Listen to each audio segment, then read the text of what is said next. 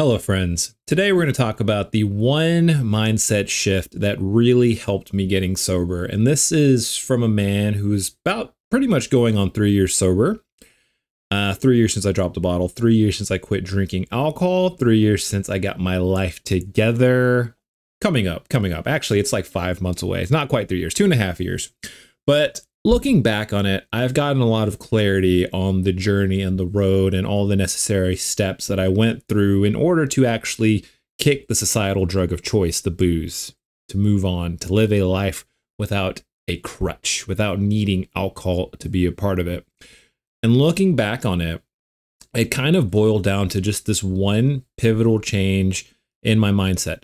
Now, I don't want to downplay things. This isn't going to be a one magic quick fix all, but if you get this mindset right, everything else will fall into place. I truly believe that. And getting sober, it's not an easy thing to do, whatever the substance. For me, alcohol. But no matter the substance, it requires a lot of trial and error. And there's a lot of pain, and there's a lot of ups and downs, and there's a lot of failures, and there's a lot of relapses. And I don't even know where you're at on the spectrum of drinking or alcohol, but wherever you are, it's hard to quit. If you are someone who just wants to quit out of health reasons on the low end, you don't really have a dependency or a problem, it's almost harder for you to quit because you tell yourself you don't have a problem. It's not an issue. Maybe you fuck up your life once a month. Once every 2 months, maybe you'd make a bad decision when you drink, or you don't like the hangovers. But then you're like, well, I only drink like once a month. Why even bother quitting? But the catch-22 of that is that the longer you use, and everybody who drinks is on the spectrum. You know, there's the low end where you're not ruining your life, but alcohol by nature is an addictive substance. And if you drink, you're on the spectrum. So people on the low end don't quit because, well, it's normal. It's the societal thing to do. Let's drink, let's party. There's no reason to. Their life's not bad yet. But the ironic thing is that's the easiest time to actually make a good, healthy life choice for you. And that's the easiest time to quit alcohol. But that's the time you're probably not going to quit because it's not even an issue yet. But as you go down the spectrum, you know, your drinking increases a couple times a week. Maybe you get to the severe end where you're drinking every day. And then the worst end, you know, the alcoholic, so to speak, where you need alcohol in your blood or you will literally have seizures. That's the hardest end. And if you're there, I'm sorry, that sucks. See a doctor, get treatment, and get your life back together. But for everybody else, from the beginning to the middle to the 99 percentile, this video is for you because quitting alcohol isn't easy. Whether you're on the low end because, well, it's like it's not a problem yet, why quit? Or you're somewhere in the middle where it's that gray area. You know, you can go out and drink once, nothing bad happens, but 2 days later, you're ruining your life, you're sabotaging your relationships, you're feeling low energy, you just don't feel like you're achieving your dreams, you have no momentum, you're depressed, you feel empty, you feel hollow. It's all over the place. It's so hard to actually put it in a box. Everybody's journey is individualistic, everybody's journey is different. But the process for everybody is basically the same. And I'll share a little backstory from me in case you guys haven't watched any of my videos. You know, I got to this place and I wasn't even that old. I was 30 when I quit drinking alcohol. But I think from 28 to 30 is when it started to become a problem in my life. Like alcohol was so ingrained in everything I did. It was on the grocery list. Wine was on the grocery list. 5 o'clock was wine o'clock. To go hang out with friends, alcohol.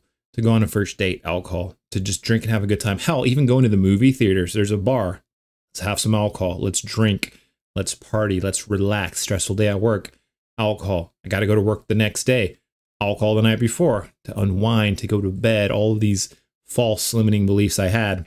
But ultimately ended up in this place to where I wasn't acting congruent with my core values. I didn't know what my core values were.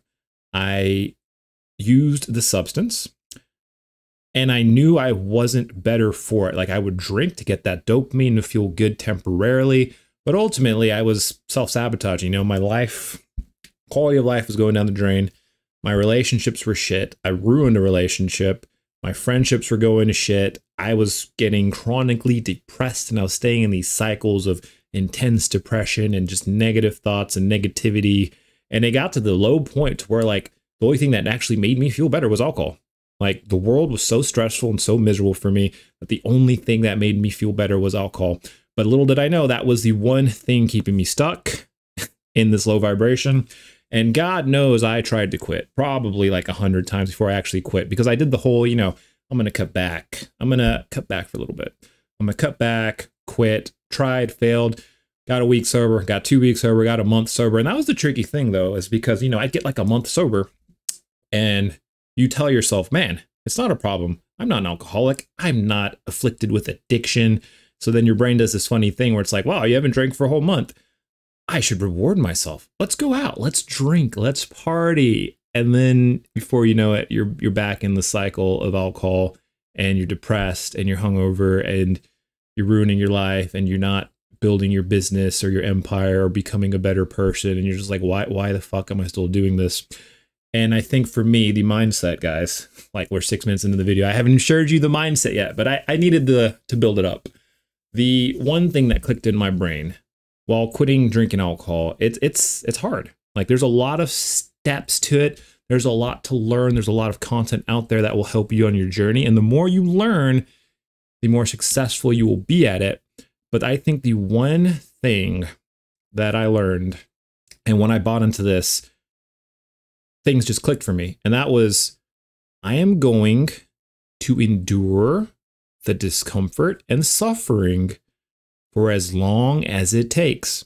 I got to that point. Like I got to that point where I was so miserable and frustrated with my drinking habits that I made this promise to myself that no matter how bad life gets, no matter the triggers, the triggering situations, the cravings, the depression, the anger, the frustration, no matter what happens to me, I'm going to endure whatever discomfort for as long as it takes. If I had to be a vegetable for a year, I was willing to be a vegetable for a year. And once I made that shift in my brain, because quitting alcohol is very uncomfortable. The more you use, the more uncomfortable it is, because you'll be sad. You'll be depressed. Your brain is dependent on that chemical to feel any kind of joy or excitement for life. So you're going to have some very sad days, some very depressed days. You're going to have some very stressful days where you feel like you need your coping mechanism. You need to reach for that drink because you've been doing it for so long. That's what your body thinks you need. You're going to have everything. Life is going to come for you, and you're not going to have your crutch. You're not going to have your little shield. You're not going to have your little liquid dopamine. You're going to have to just deal with it.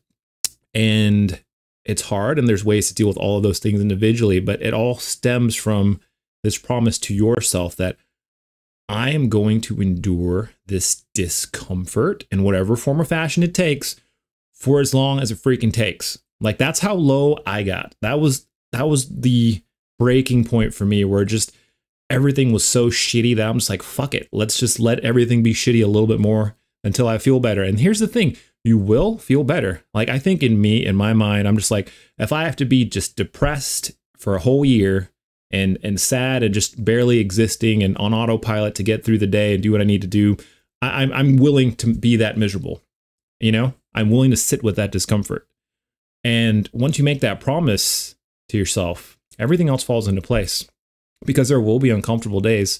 But the good news, guys, is that you will not be chronically depressed for an entire year. Like the more good things you do for yourself, the faster the process goes. And in reality, it kind of looks like this. You know, you'll have like a couple good days actually, and you'll be surprised.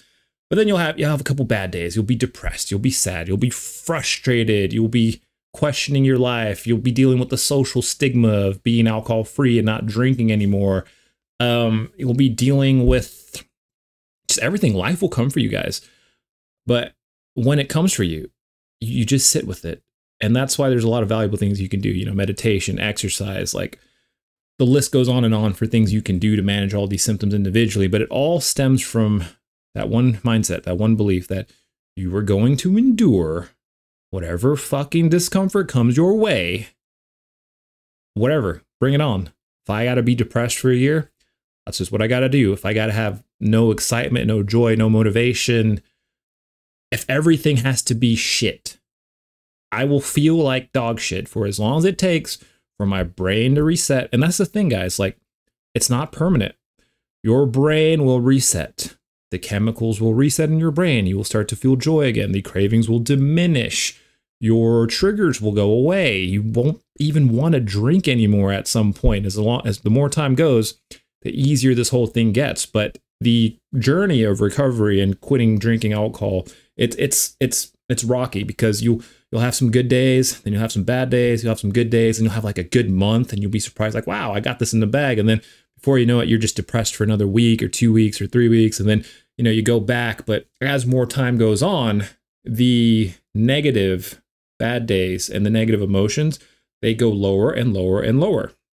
And that's because when you quit drinking, you kind of need to replace the habit with something else. And the good thing about it, and I guess like the secret gift of like addiction and substance abuse, is that it forces you out of necessity onto the path of self-development, self-improvement, and incorporating the necessary activities into your life to be a happy, healthy human being, because you need it. And here's the thing, guys, every human needs this. Positive mental attitude, motivation, meditation, daily exercise, moving your body, sun exposure, healthy nutrition, intermittent fasting. Like, the list goes on and on. Everybody needs these in some form or fashion to be a happy, healthy, whole human being. But because you wrestled with the substance and these issues, it's almost like a slap in the face, because out of necessity, you have to learn to take care of yourself. You have to learn how to manage all these negative emotions organically. You have to sit with deep discomfort and deeply uncomfortable situations. But after you do it enough, it's empowering, guys. I remember when I made this mindset shift, like, I'm going to deal with this uncomfortable feeling as long as it freaking takes. Day 16, I'm going through a breakup with the girl I was with. And we had been like on the rocks, but day 16 was when I realized she had actually ghosted me, and we were together like over a year. And oh my God, the emotions, guys, the sadness, the frustration, the overwhelming impulse to go to the liquor store and just get a bottle of vodka to drown it out, because I didn't want to sit with those emotions. Dude, I removed myself from the situation. I went out, I told myself, I'm going to just sit with this discomfort as long as it takes. I went out and I just walked for like an hour, and then I sat on a park bench and I cried. I bawled my eyes out for like, I don't know, probably like an hour, just a public bench next to like some baseball court in California. I had the biggest man cry of my life, because I told myself, like, fuck it. No, there's no more hiding. There's no more masking this shit. There's no more outlet. I'm not going to look to another substance to appease me. I'm not going to look to anything external to appease me, to help me self-soothe. I'm going to learn this shit for myself, and I'm going to endure whatever discomfort it takes until I make it to the other side. And as someone who's made it to the other side, guys, it's a pleasure to be here. And the thing is, like, you can have that too. And I want that for you. And it's possible, but it all starts with a willingness to embrace the discomfort of quitting drinking, because it's hard. You're going to deal with a lot of negative emotions, the cravings, the impulses, triggering situations, social stigma, the just changing your habits, learning the new healthier habits you need to grow and be a better human, learning how to take care of yourself, learning how to nourish your mind, your body, your soul. That's uncomfortable, but the alternative is much worse. You don't want to go down that spiral of drinking ever again. I don't ever want to do it ever again. And I'm better for it. It took a lot of pain. It took a lot of resilience, and it took a promise with myself to sit with the discomfort for as long as it takes.